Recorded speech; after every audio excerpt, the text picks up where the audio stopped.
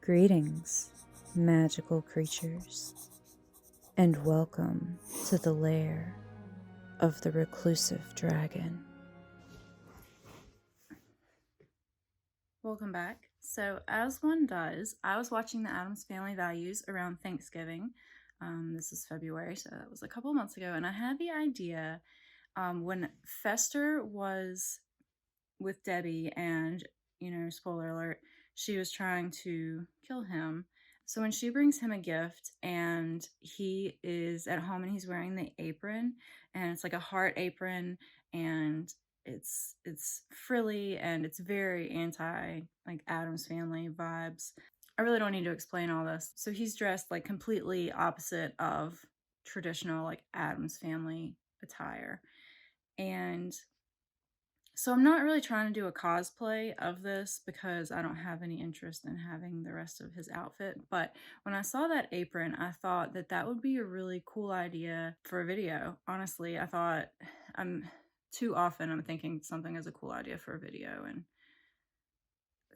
I'm not being as productive with video making as I would like to be. But that's one of my goals for the year, is to put out more videos. So I'm trying to put out as many as I actually can and trying to prioritize it. So I appreciate it. If you're here, thank you very much. If you haven't already, hit the subscribe button and the little bell so you're notified when I post a new video. And to the people that leave comments and hit the like button, you really have no idea how much I appreciate you. Thank you so much for the encouragement, because without the encouragement, I go 6 months and don't upload a video. That's not true. That wasn't due to lack of encouragement. I get distracted. So anyway, this video is sponsored by my patrons. Thank you very much to those of you who support me on Patreon. If anyone's interested, the link is in my description box below. What I've been doing with the funds that I receive on Patreon is I spend them all on art supply, which is very easy to do. I end up spending even more money than I make on Patreon on art supply. And I create projects, and then I share exclusive parts of those projects and behind the scenes and photo shoots and different things from those projects on Patreon. So for this, I'm going to be, just based off of the images in the video, I'm going to be drafting a pattern and kind of coming up with my own way on how to make it, and I'm going to try to make it as screen accurate as possible. So join me on this expedition, and I am going to show you how I made Uncle Fester's apron from Addams Family Values.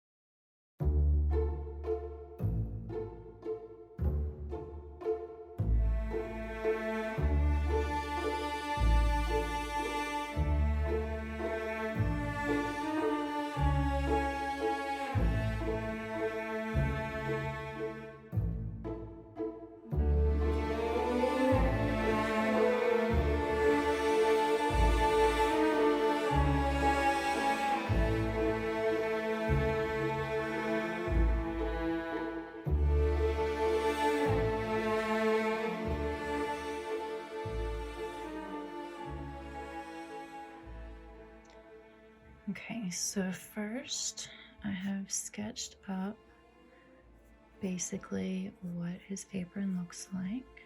I have this fabric, which has small hearts on it, which will be appropriate for the strap here, as well as this strip of piping that goes around on the outside of this red heart. These are stitch lines on the red heart, so I feel like it's quilted, but I don't have any cotton batting to use, but I have something else in mind. This is the ruffle. This fabric with the small hearts will also be what is used for the straps here. He has a really big, like a really wide bow at the back, so I feel like they need to be smaller here and then graduate to be larger. And this fabric here with the larger hearts is a bit more problematic, as I was not able to get any, and so I'm gonna have to figure out a way to do that. If I fail, I will just be using the fabric with the small hearts, but I would like to be as accurate as possible. I am unsure as to what measurements will be correct, but what I am going to say is I think that the heart should be about 12 inches across. The red part, the ruffle, is going to be extra. I think it should be about 12 inches from here to here. I think the strap should be about 26 inches long and about 1.5 inches wide. I'm going to have this sitting a little higher than he has his, so it just kind of slopes down and his hip is about here. I'm going to raise that up because I think it would fit better on my body if the waist is at my natural waist. From the waistline to where the apron meets the heart, it should be about 3 inches of a difference. I'm going to make this from this side to this side about 31 inches. For these large ties in the back, I'm going to have them measure about 30 inches and about 4 inches in width. I'm going to have them narrow to about 2 inches here. So this is going to be about 12 inches from here to here, which would result in being about 16 inches from here to here. So now I'm going to work on drafting the pattern.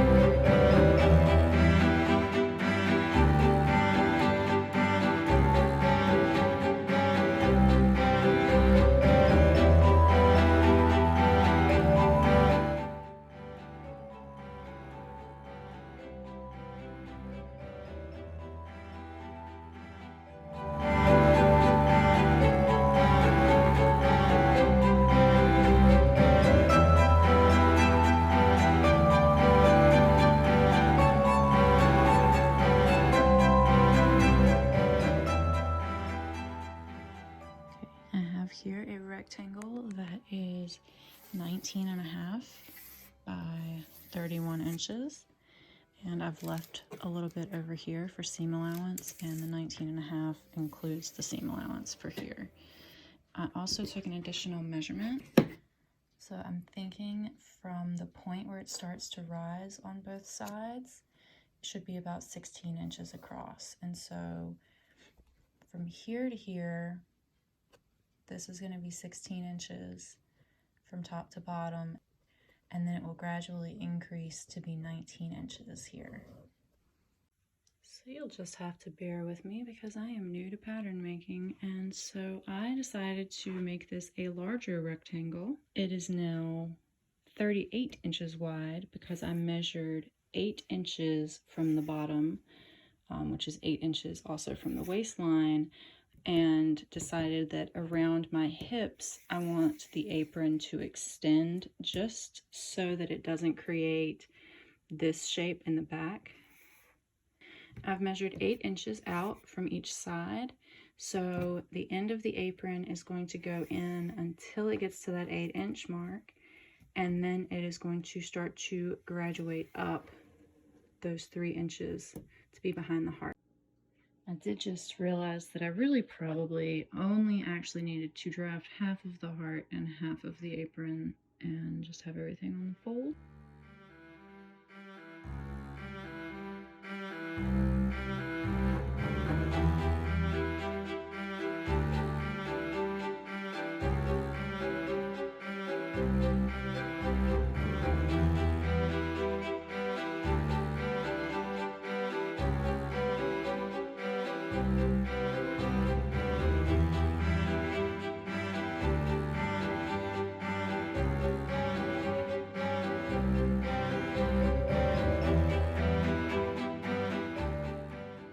Traced this in marker on the other side and cut just half of it out. I'm gonna erase all this so I have extra pattern paper.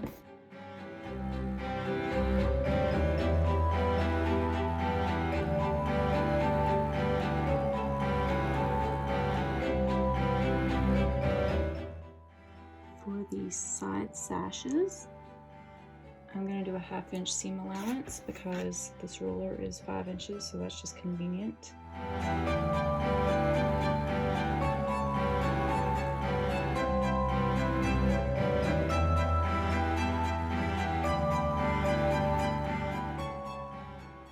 And day 2. So upon looking closer at Uncle Fester's apron, I feel like his really slants all the way across the waistline. So here was my previous waistline.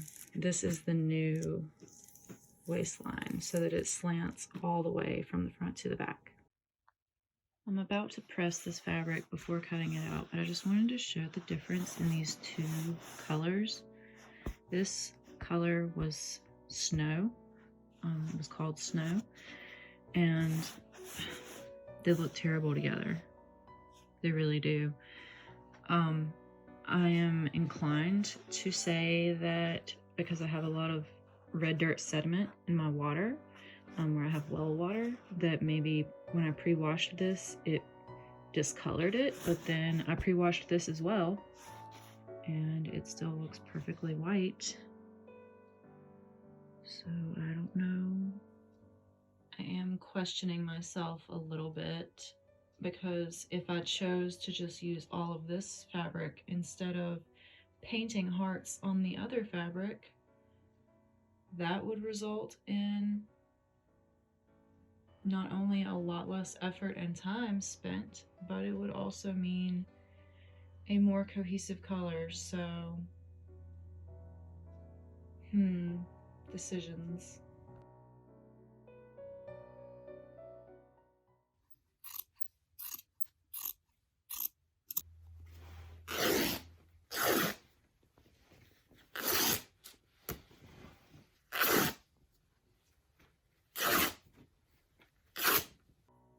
This is the cotton cording that I'm going to put inside of the piping bit that goes between the lace and the heart.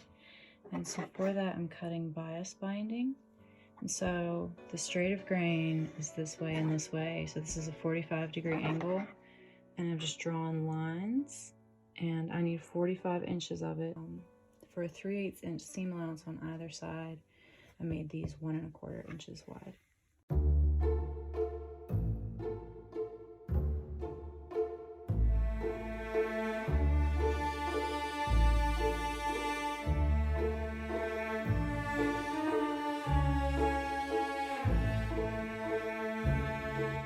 And the first thing I'm gonna do before I get started sewing is I am going to pleat this lace. It has a scalloped edge, and so I'm just gonna line these scallops up. So I'm gonna take this 3rd scallop, line it up with the 2nd scallop, and lay both of those over the 1st scallop. So each pleat is 3 scalloped edges. And I'll just put a pin right there.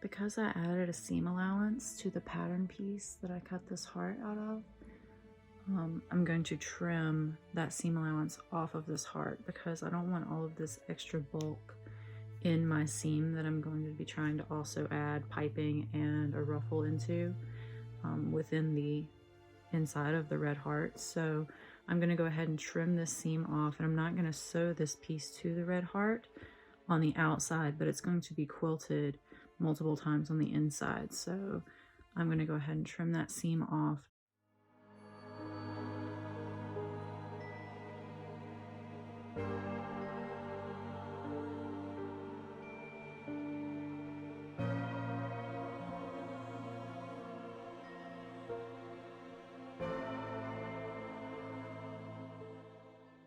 I want the lace to pleat away from the center of the heart. And so if I start here and go around,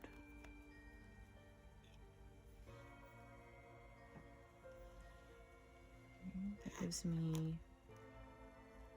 2 pleats extra. So I'm going to take 2 pleats out of this top and I'm going to pleat them going the opposite direction. So I think it would look the best if this actually was pleated towards the center, like with the opening of the pleat on the top on this side of the heart. So I'm going to, so basically I just flipped it around from what I was doing because I think that's going to be what looks best in the center.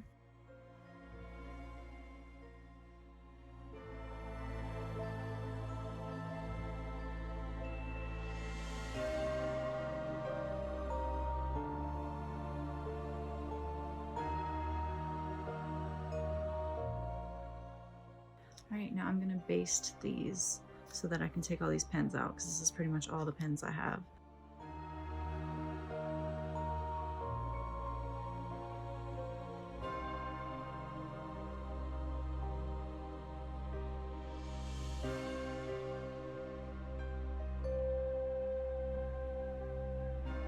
Someone has stolen my seat.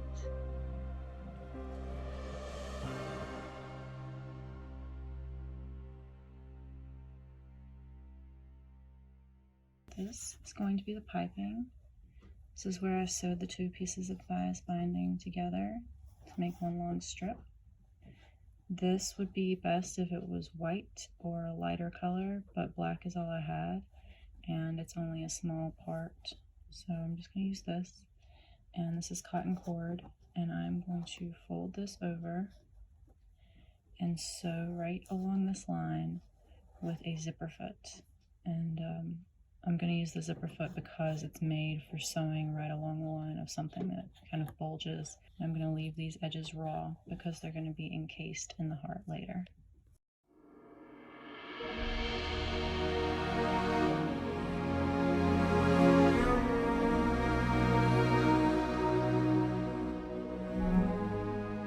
While I have the white thread in my machine, I'm going to go ahead and sew the sashes and the part that goes around the neck.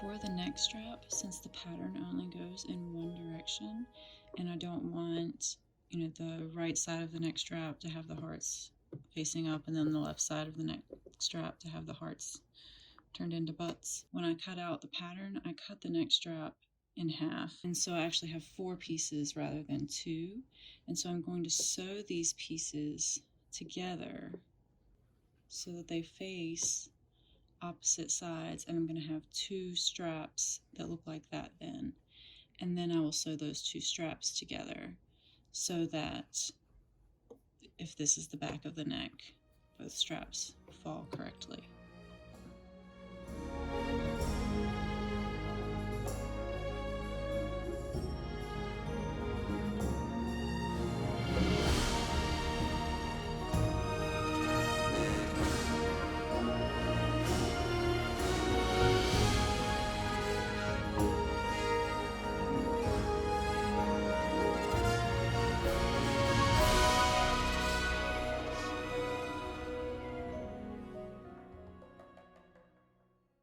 So I have here the apron part, like the skirt part of the apron, pinned with right sides together.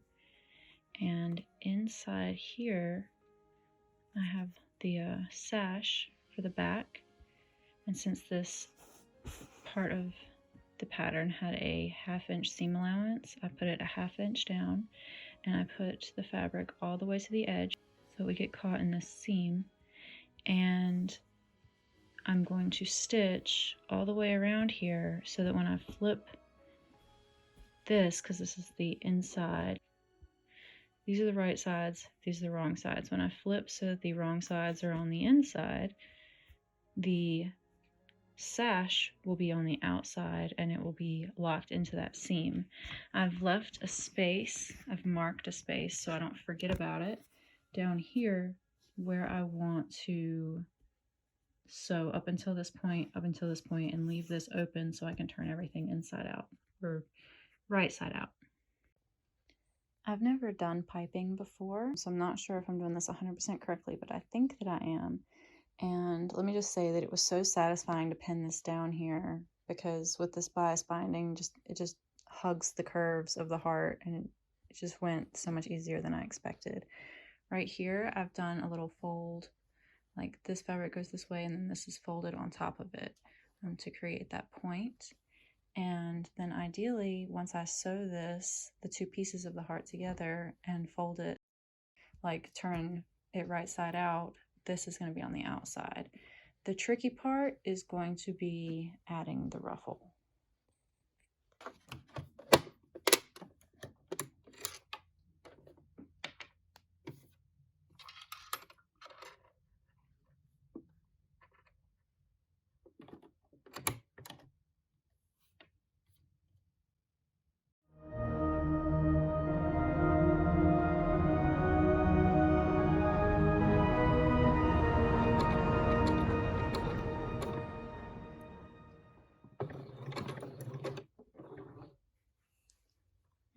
Has the center point of the heart. I'm leaving the needle in, picking up the presser foot, rotating, and continuing on.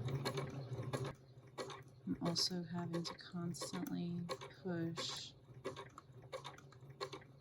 this to keep it from scooting over.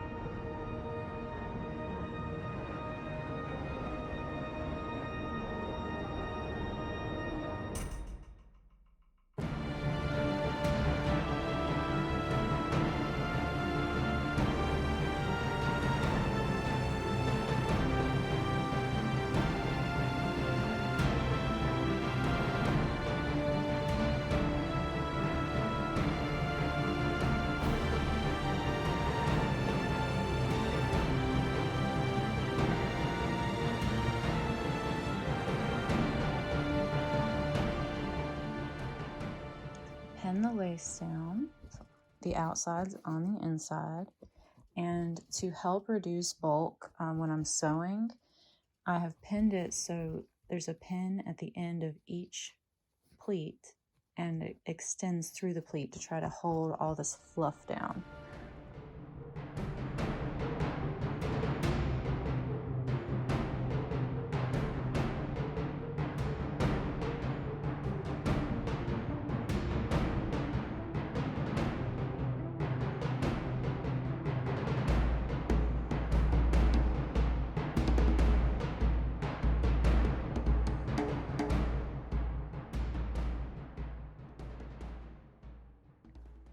Basted the lace on here because the pins distort and I just really don't want the lace to move. Now I'm going to take the pins out and I'm going to pin the bottom part of the lace down to the heart to keep it out of the way so it doesn't get bunched up into the seam when I sew it.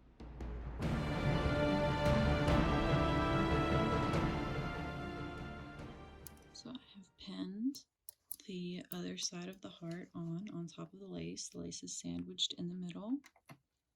This is what's going to be the front side of the heart. And so I'm going to sew on this side so I can get it as close to the existing sew line as possible, the stitch line for the piping. And it's kind of a mess, and that might be a problem, but I'm hoping it's not. I pinned the back as loosely as I could.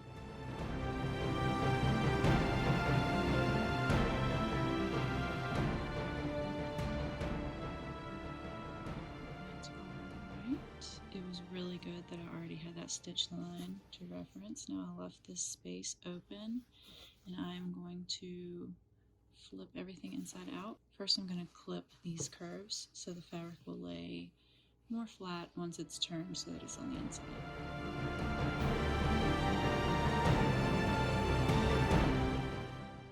Down here at the point of the heart, I'm just going to trim off some of this excess bulk.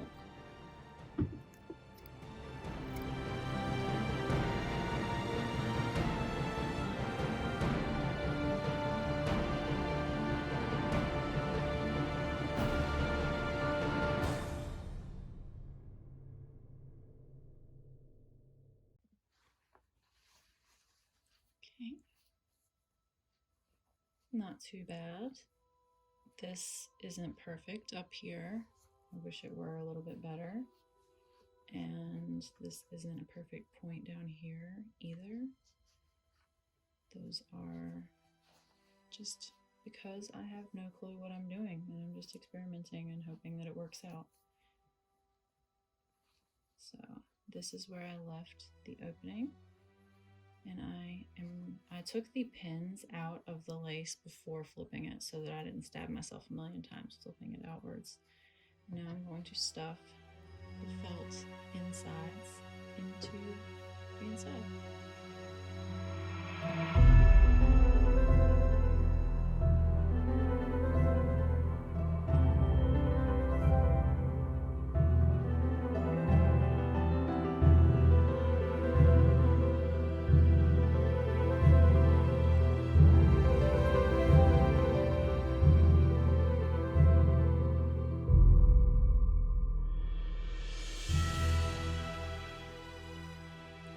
Do you like my band-aid?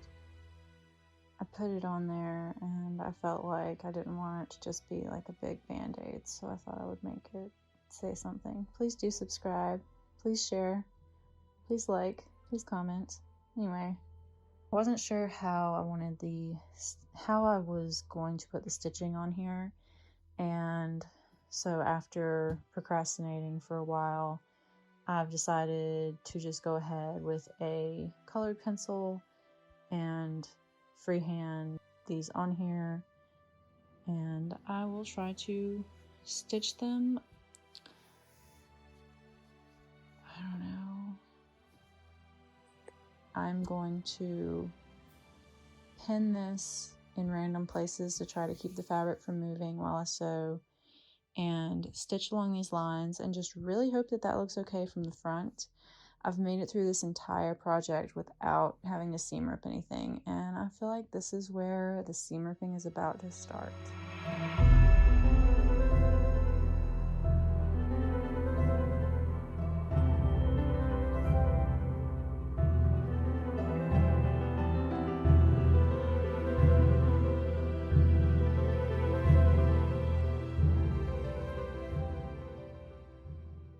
I am fairly satisfied with that, with the exception of right here. So I added a fresh line so I can just get that. The curves really got me up here.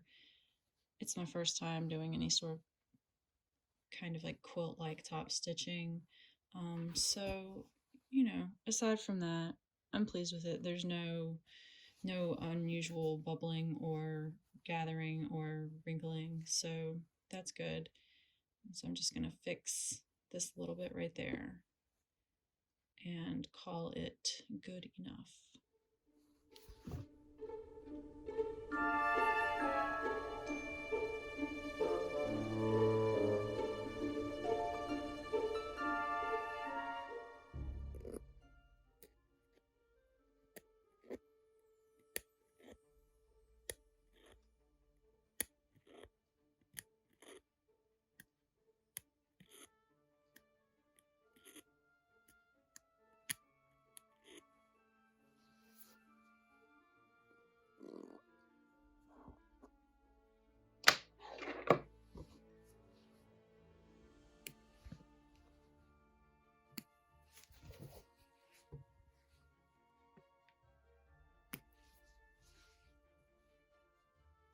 I'm not usually one to decide that a project is just good enough when it has such obvious flaws, but I feel like in order to finish this in a timely fashion, I have to just accept it as it is and know that it is good enough. It's totally fine. I don't think as a finished piece the flaws are going to be immediately obvious. And without knowing a better way to do this, I really don't see the point in fussing with it too much, since I really just freehanded these things on and hoped for the best.